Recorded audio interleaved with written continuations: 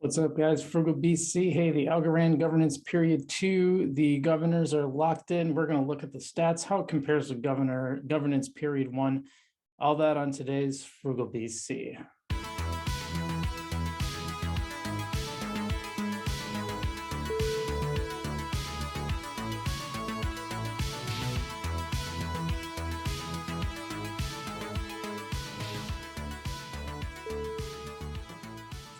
What's up, guys? Frugal BC coming back at you, and today we're going to talk about Algorand governance 2. All the people are locked in. It's been locked in since the 7th, and so we're going to look at how it compares to governance 2 because there's actually some pretty big differences. Before we do that, I'd love it if you hit the subscribe button and like the video too. That helps the channel a lot. Both of those things. So thanks everyone who's liked it so far. We are so close to 600. It might be at 600 by the time you see this. And that just blows me away, man. I'm super excited about that. But enough about that. Let's get into it. I'm going to share my screen. So if you haven't looked at this already, this is algorandstats.com, and basically it is the governance dashboard. I mean, it is the dashboard of governance. I used it a lot in the last one, and it's super interesting. So we're just going to look at the numbers as it breaks down. So I've seen a lot of concern about people are saying, hey, wait a minute, maybe governance, maybe there's better options for me in terms of governance compared to what's going on right now. And you can kind of see why people are thinking that, because last time we ended up getting over 3.5%. It didn't start off that way. It looked like it was going to be a lot less, but people dropped out. And so let's get right into the governance percentage. Right now, the APR is at 8.95%. Now that's projected over the year. The actual period for the 3 months is 2.24%. And that might seem very, very low to people. Now, a couple of things that are interesting about this time around versus last time, we have way more committed Algorand. So 3 billion, 3.1 billion, 3.15 billion, you could say.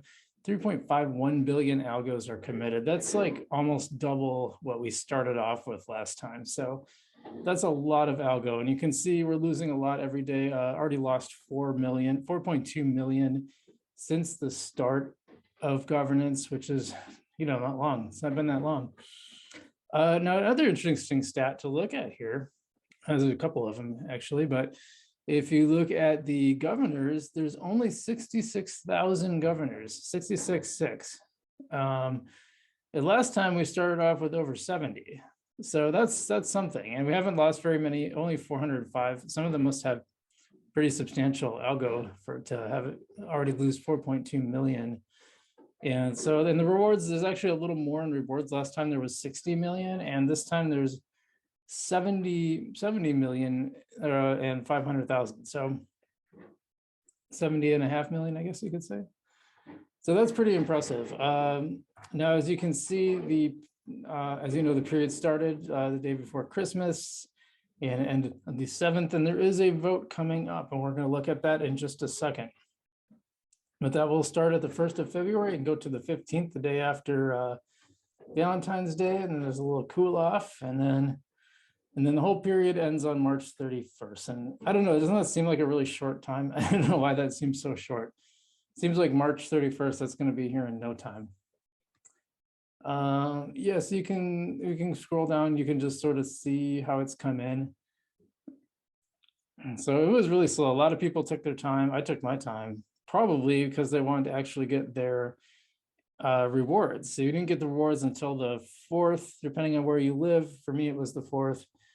And as you can see, as soon as people got their rewards, now people really started getting in. So I think that's interesting, both in committed stake and in numbers, but it looks like the whales really waited because this is a little more steady of a rise than in actual numbers of governors than actual algo. So I was wondering too, because it seemed like not a lot was committed in the early periods, but then all of a sudden, like it just kind of shot up.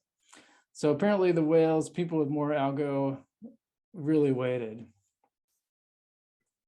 Which if we look at period 1, so the cool thing is you can scroll between period 1 and 2. Well, it's kind of hard to compare because the time frames aren't the same.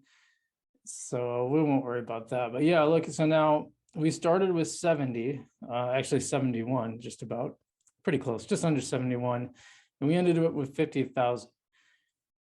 So, and then we ended up with 14% APR, which in real percentages for the period ended up being 3.51. So that's I think that's pretty decent for 14%. What other things are you going to make 14% on?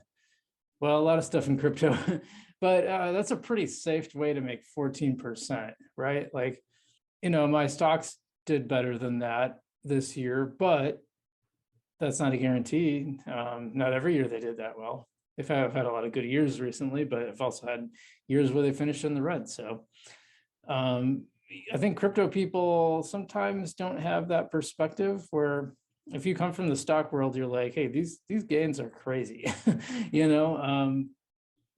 I hear people complaining about like the Algorand price, and I think, dude, like a year ago, I bought into this thing in like the 30 cents range. Like, how fast do you think it's going to grow? Right? Like, so you just got to have a little perspective on this stuff and a little patience. So I don't know. I think this is pretty interesting. And let me pull out here for a second. And we're gonna, oops, not that one. Yeah, so what's going to happen this time around, we're looking at, we will be voting on the Algorand ecosystem resource pool. And I think I talked a little bit about this in the last pool. So the exact nature of this, they're not saying exactly yet, but basically that pool is made of 3 distinct resource pools: the catalyst pool for early stage projects, the growth pool for more mature projects, and the education, sustainability, and social impact pool. So each of these pools supports a critical strand in the development of the Algorand network and its community. In governance period 2, the community will be asked to decide on the high level resource allocation for each of these funding pools. So because they're saying high level, I'm guessing it's not going to be like, here's a bunch of projects, who should get what. It's going to be more about how much should we put in early stage stuff versus growth, maturing projects that already exist, and then the education, sustainable, and social impact pool. So we're going to make some decisions about that, and hopefully there's going to be a lot more information of that so we can be informed, and I will keep you up to date on that because I will be interested in that myself.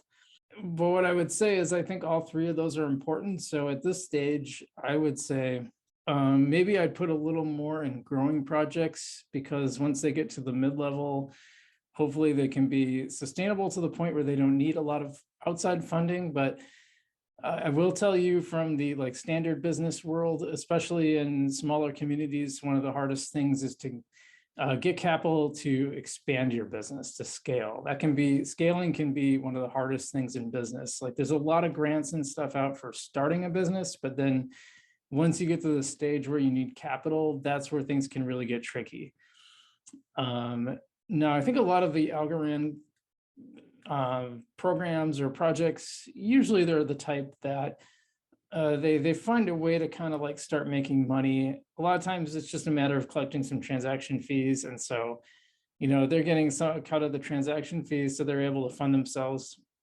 And sometimes there's some other ways to do it. So hopefully, there's less of a need than in business where, if you're starting like a social media company, it might be a really, really, really long time before you're even having revenue versus much revenue versus actually being profitable, even let alone actually being profitable. So, but I'll say that as someone who is, I've never started a project. I've never had any involvement with that. So I could be totally off base, and I will totally eat crow if that is the case. But I will say it's really exciting to be able to participate in this stuff. And I'm kind of deciding, we'll see, there might be better opportunities to earn on Algorand than with governance, but it's a pretty easy way to earn. So, and a lot of the resources, a lot of the actual percentage depends on how many people stay in. My prediction is that I think fewer people are going to stay in than they did last time. I think you're going to see a lot of people drop out because the percentage is pretty low, and there's a lot more projects coming out. There's a lot of more projects. Just think about the beginning of governance to the end of governance 1. there's like way more projects that are out and functioning and going well, especially once Tiny Man gets their act together. And I understand they've been audited, they've got the new smart contracts up, and they have some bounties out for people to find bugs so they can fix them. And actually, if you're a developer and you're pretty good at spotting bugs, there's some real good money. I mean, the top level bounty is like 100,000. So plus some kind of like special one-off NFT. But if you can find it, hey, money to be made there. So we're going to keep you up to date. I'm keeping an eye on the Tiny Man situation. I might make a video tomorrow about it. So we'll see. I'm going to keep following it. I don't know if it's newsworthy enough, but they did get it fixed. But it's not, I don't think it's not live yet. They still have the don't put liquidity in here thing on there yet. So I'm not telling anybody to go look at it. I can't go into it yet. So maybe I'll wait until they actually have that fixed. Anyway, that's my video about Algorand governance period 2. Now that we're starting it, I'll probably do a video prior to the vote as I typically have. Otherwise, I'd be curious what your thoughts are on governance 2 versus governance 1. Love to hear what you guys have to say. Leave a comment below. As always, we'll see you in the future.